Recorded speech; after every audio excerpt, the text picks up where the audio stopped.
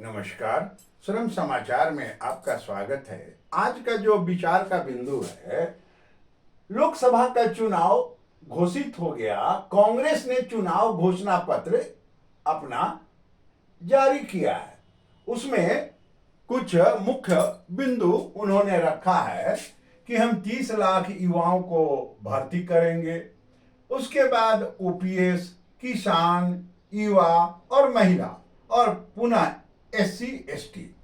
हम आज चर्चा सिर्फ ओपीएस कांग्रेस के ऊपर आपका ध्यान आकर्षित करेंगे। देखिए, 2004 में ओपीएस पुराना पेंशन स्कीम को बंद कर दिया गया।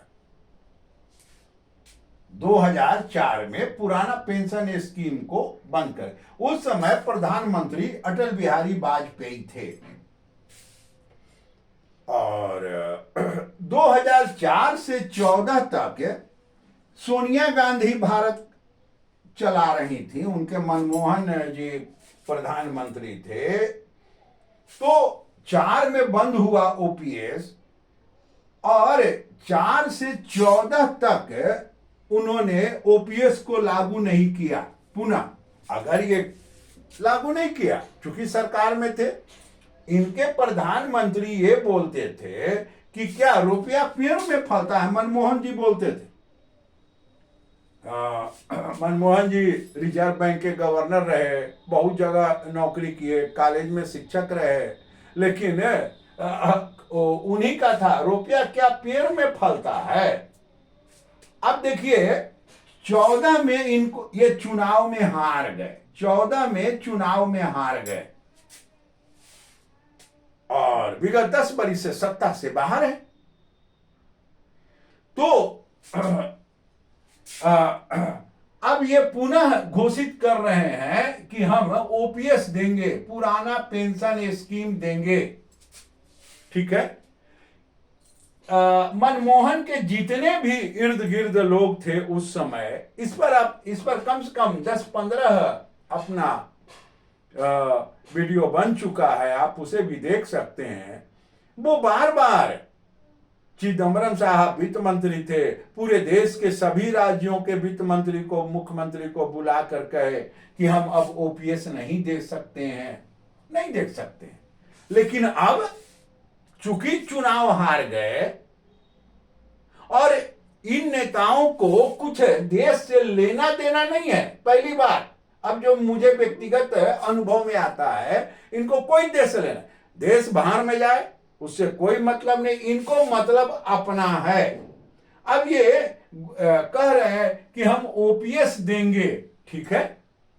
अब आपको बता रहे हैं, अभी हिमाचल में इनकी सरकार कांग्रेस की है, वहां इन्होंने कहा कि हम ओपीएस देंगे, चुनाव भी जीते। उसका कारण है हिमाचल में के लोग सबसे ज्यादा सेवा में, सरकारी सर्विस में है, तो उसका कुछ प्रभाव पड़ा, 10% जरूर रहा होगा। अब वहां इनकी आय खर्च 80 रुपया है, पेंशन, वेतन और पेंशन पर 80 रुपया खर्च है, 20 रुपया इनके पास बच रहा है। अब 20 रुपया में सारा काम सरकार का करना है, इसको छोड़ दीजिए। अभी केरल में, केरल सरकार सुप्रीम कोर्ट आई है और सुप्रीम कोर्ट में उन्होंने निवेदन किया, केरल सरकार ने, कि सरकार को, भारत सरकार को कहिए कि वो पैसा दें और नहीं तो हम, केरल सरकार दिवालिया हो जाएंगे। अरे भाई, कोई आपको कहा था कि फ्री में सब बांट दीजिए? तो चुनाव जीतने के लिए बिना सोचे समझे जब काम करते हैं तो ये तो परिस्थिति आएगा ही। सेम परिस्थिति यहां है। अब लोकसभा का चुनाव है, चुनावी घोषणा पत्र बन रहा है, तब ये कहेंगे कि हम ओपीएस देंगे। ये नेता 50-51 में जमींदारी प्रथा को समाप्त किया गया। बड़ी ध्यान से आप बात समझ। इन्होंने क्या कहा कि जमींदार देश के ऊपर भार हैं। ठीक है, बहुत तरह का उन्होंने गलती जमींदार साहब की है। अब ये स्वयं जमींदार बन गए हैं इनको वेतन चाहिए, भत्ता चाहिए, ये संविधान में लिखा हुआ है। और पेंशन भी इनको चाहिए, एक नहीं 2 3 4 तरह का पेंशन चाहिए। ये तो ये नए जमींदार जो हैं, इनको सिर्फ सत्ता से मतलब है। जब हमने ये घोषणा पत्र देखा कांग्रेस का समाचार पत्रों में, हमें एक ही लगा कि बताइए, देश के जो सबसे बड़े नेता हैं, सबसे बड़ी पुरानी पार्टी है, उसके भी नेता झूठ बोलते हैं, गलत बयान करते हैं। नमस्कार।